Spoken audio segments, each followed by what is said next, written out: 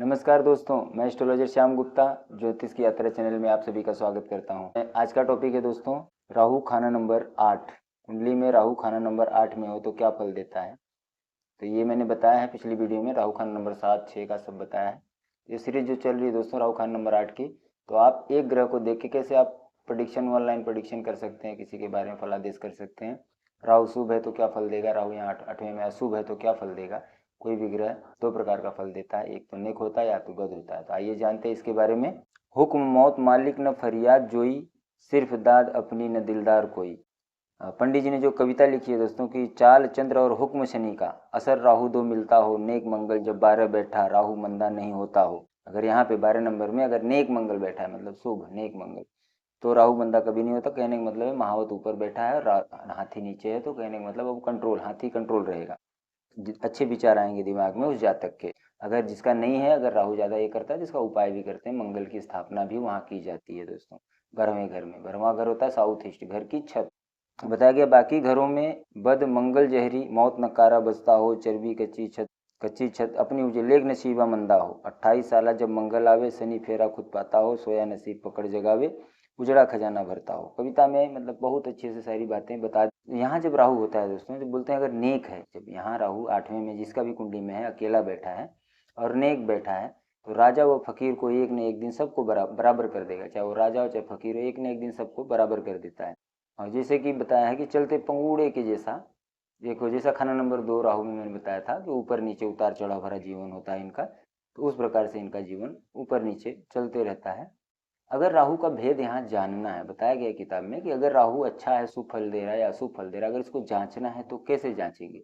इसके लिए पंडित जी ने बड़ा आसान उपाय बताया है कि चांदी का चौरस टुकड़ा, चौरस पीस, स्क्वायर पीस 4-6 ग्राम का बनवा लें, 10 ग्राम का स्क्वायर चांदी का चौरस टुकड़ा अगर वो अपने पास रखता है, इससे जो पता चलेगा कि राहु शुभ है अशुभ। अगर अशुभ होगा तो बुखार आना, समस्या होना या किसी प्रकार से परेशानी होना, तो इसकी अगर अच्छा होगा तो फिर ये क्या है, आपका लाभ देने लगेगा।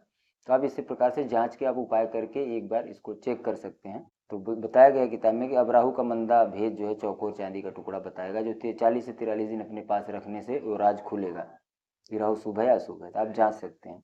राहु जब यहाँ हो 12 में, जब मंगल यहाँ बैठा हो 12 में नेक मंगल, तो बोलते हैं बहुत अच्छा जीवन, ये कुंडली बहुत अच्छी हो गई।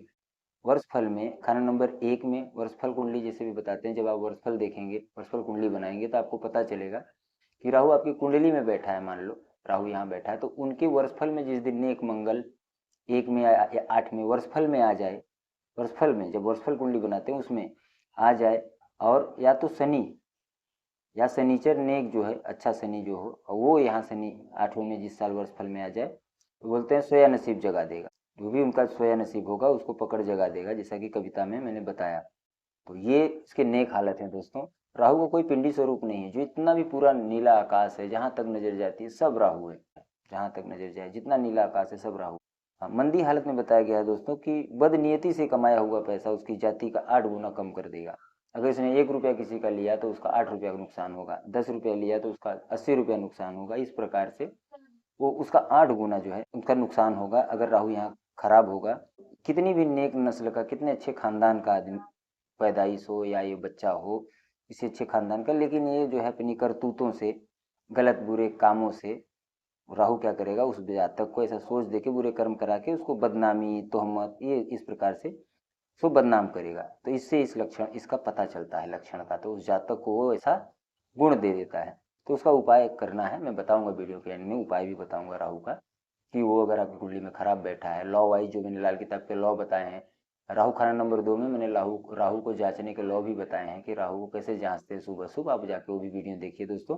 अगर कोई मेरे चैनल पर पहली बार आया है तो पीछे से जाके मेरे क्लास को देखते चले आएंगे, तो उनको ज्योतिष सीखना आसान हो जाएगा और बहुत अच्छे से आप घर बैठे ज्योतिष सीख सकते हैं दोस्तों। अगर मेरी वीडियो आप लोग को अच्छी लगती है दोस्तों, लोग मेरे चैनल को सब्सक्राइब करें, इसको लाइक करें, अपने दोस्तों में शेयर करें, जिससे सबका भला हो, सबको इस नॉलेज का पता चले। जिसको पता है कोई बात नहीं, लेकिन जिनको नहीं पता है बेचारे वो परेशान रहते हैं, वो यहाँ वहाँ दौड़ते हैं उपाय के लिए, तो वो समझ जाएंगे कि कुंडली क्या है, किस्मत क्या है, सारी चीज़ों को वो समझेंगे।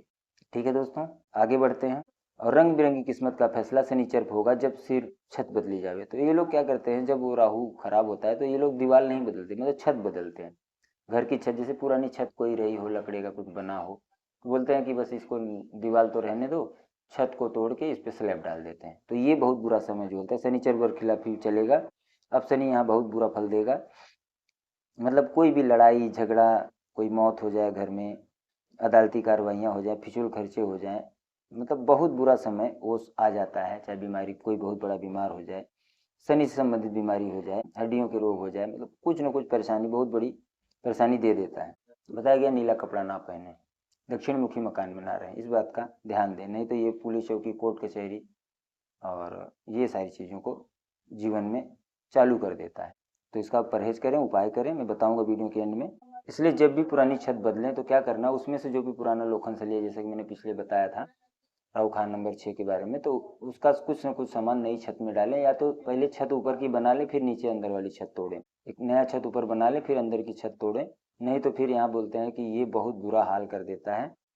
अगर घर में कोई बड़ा आदमी है और जो कि वो जो है काला है, काना है, और जो है मतलब हाथी जैसा मोटा है, मतलब तो लावल्द है, उनके बच्चे नहीं हैं, ऐसा आदमी अगर घर पे है तो बोलते हैं राहु अब बहुत बुरा असर देता है। दक्कन का दरवाजा, बोलते हैं कि जब इनके घर में घुसेंगे तो वो जो है फर्श नीचे नीचे होती चली जाएगी अंदर, ये भी जो है राहु मंदे की निशानी होती है। तो फर्श को ऊपर नीचे ना रखें, उसको लेवल रखें। राहु खाना नंबर 8 में मंदा हो, शनि जब वर्षफल में, जिस साल वर्षफल में शनि 6 में आएगा और राहु 8 में आया हो, राहु 8 में आया हो वर्षफल में, उस साल शनि भी 6 में आया हो, तो ये बहुत बुरा समय होता है, बहुत बुरा समय होता है। इसलिए वर्षफल कुंडली बनानी बहुत जरूरी होती है दोस्तों, कि कौन से साल में कौन सी घटना होगी, तो घटनाओं को जांचा जाता है। तो बहुत बीमारी होगी, बहुत बड़े बड़े नुकसान होंगे। बताया गया कि हाथी कब्रों में गिरकर मरता होगा, जैसे कि मैं बताया था 8वें में बैठा कर, जिस दिन 8वें में ही आएगा तो उस साल बहुत बुरा होता है। बादाम लेके जाने को बताया है, जो साबुत बादाम होती है कारक वस्तु शनि की, तो हर रोज जो है 8 साबुत बादाम जो है उसको मंदिर में लेके जाना है, चढ़ाना है, और वहाँ पे आधा निप्स बताया गया, आधा 4 लेके आना है और उसको एक डब्बे में भर के रखना है 43 दिन। 43 दिन वहाँ रखें मंदिर में, और 4-4 वहाँ से ला के एक डब्बे में भर के रखें, तो उसको अगले साल जो है जल प्रवाह कर दें। तो बोलते हैं कि उस हाथी को गुजरने के लिए क्या बताया गया है, हाथी को गुजरने के लिए आप पुल तैयार करेंगे वो बादाम से, जिससे कि वो वहाँ से निकल जाए। और 8वां भाव, जैसे कि यहाँ बोलते हैं कि अष्टम भाव जो है हमको बिना मेहनत का धन देता है, तो राहु अगर देने पे आता है तो दोस्तों रातों रात करोड़पति बना देता है, और लेने पे आता है तो आपको रातों रात जो है बहुत गरीब और बहुत बहुत बुरा कर देता है। तो राहु एक अचानक कोई चीज हो जाना, अचानक दुर्घटना हो जाना, अचानक कोई लॉटरी लग जाना, कोई अचानक जो भी अच्छा या बुरा होगा अचानक देता है राहु। तो इसी यही है राहु। कोई कोर्ट कचहरी हो जाए, कोई पुलिस चौकी हो जाए, सीबीआई की रेड पड़ जाए, तो ये जो घटनाएं होती हैं ये सब राहु की वजह से होती हैं। तो जिसका राहु शुभ होता है तो उनके साथ तो नहीं, जिसका अशुभ होता है तो उनके साथ ऐसा होता है, तो अपना उपाय करें। तो वही जो बताया गया है कि राहु जब 8 में आए वर्षफल में, और शनि जो है यहाँ इस वर्षफल कुंडली में 6 में आ जाए, तो उस साल ये दोनों का उपाय करना होता है, बहुत बुरा समय होता है। तो जो शनि 6 का जब होता है उपाय, कि तेल की शीशी, मतलब एक मिट्टी का बर्तन ले लें, उसमें सरसों का तेल मुंह देख के भर दें, उसके ऊपर से वो एक कटोरी होती है मिट्टी की, वो प्लेट उसके ऊपर रख के और उसको सीमेंट से सील करके रख लें शुक्रवार को, और शनिवार के दिन ले जाके तालाब में, इसी तालाब में खड़े पानी में उस जो मटके को रस्सी बांध के, कोई पत्थर वत्थर नीचे बांध के उसको आराम से उस पानी में छोड़ देना, ढक्कन ना खुले, इस बात का ध्यान देना। तो ढक्कन खुल जाएगा तो फिर से करना पड़ेगा, तो उसको वहाँ रख देने से ये जो ठीक हो जाता है, जो परेशानी आई रहती है। शनि खराब जब छठे में बैठता है तो भी यही उपाय करते हैं। अगर खराब है और वर्षफल में भी यही आया है तो उसको हम वही उपाय से ठीक करते हैं। फिर राहु का भी उपाय करते हैं उस साल। तो राहु के उपाय के लिए क्या बताया पंडित जी ने किताब में, कि 4 किलो जो है रांगे का टुकड़ा, अगर कहीं पानी का व्यवस्था ना हो, बहुत कम हो, तो 4 किलो रांगे का रांगा ले लें, लेड जिसको बोलते हैं, उसके 8 टुकड़े कर दें, और नारियल भी ले लें, 4 नारियल, जो खड़कता हुआ नारियल होता है, अंदर से गरी गोला छोड़ देता है, उसको बोलते हैं नरेल बोलते हैं। और नारियल तो वो वाला नारियल जो सूखा, अंदर से सूख गया हो नारियल, उसका पानी सूख गया हो, नारियल भी छोड़ दिया हो, तो वो वाला नारियल लेना है। और उसको 4 नारियल और 4 किलो लेड का सिक्के का जो है 8 टुकड़े करा के वो एक ही दिन ले जाके शनिवार के दिन जल प्रवाह कर देना है, जिस साल राहु यहाँ आया है। ये भी एक उपाय है, आप इसको कर सकते हैं। और अगर बीमारी है तो डायग्नोज नहीं होती है, इनकी बीमारी डायग्नोज नहीं हो रही, तो जौ को सिराने रखें गीले कपड़े में भिगा के, और सुबह जो है पंछियों को डालें खाने के लिए। रोज ऐसा 43 दिन करें तो उससे बीमारी ठीक हो जाती है। बीमारी डायग्नोज हो जाती है, डॉक्टर बीमारी को डायग्नोज कर लेता है, नहीं तो बीमारी ठीक होने लगती है। और अगर ज़्यादा ही मतलब पता ही ना चल रही जैसे बीमारी, तो जौ को दूध से धो के जल प्रवाह करें। थोड़े से जौ ले लें 100-200 ग्राम, उसको दूध से धो के उसके बाद ले जाके बहते पानी में जल प्रवाह कर देंगे। और नीला कलर ना पहने, जो है चमकीला लाल कलर होता है जो, वो भी ना पहने, क्योंकि जब मंगल वध होता है, बताया गया है किताब में कि टेवे में जब मंगल वध हो, मंगल बुध साथ में युति करके बैठे हों किसी घर में, सिवाय खाना नंबर 12 के, 12 में नहीं, 12 में मंगल बैठेगा तब तो राहु शांत ही रहता है। तो मंगल अगर बध हो, मंगल बुध साथ में हो, या मंगल बुध का कहीं संबंध बन रहा हो, तो पत्नी से संबंधित परेशानियाँ लगती है। जिसे जंगल में कोई फॉरेस्ट ऑफिसर हो, और वैसे भी कोई बदनीयती, फरेब, धोखाधड़ी वगैरह, ये जब बुरे काम करे, मतलब कहने बताया गया है कि अगर बुरे काम अगर वो करे आदमी दुश्मन ग्रहों से मुतल्लिका, तो बहुत बुरा कर देता है अगर मंगल बध हो कुंडली में। तो ये उपाय कर ले जिससे कि जो है जीवन आराम से उनका चलता रहे।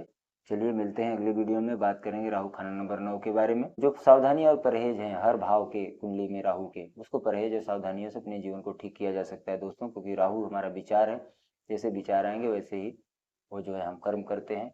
केतु है कर्म, राहु है विचार। तो राहु को अपने कुंडली में कौन से भाव में बैठा है उसको देखिए, समझिए और उसका उपाय करिए दोस्तों। ठीक है दोस्तों, मिलते हैं अगले वीडियो में। धन्यवाद दोस्तों।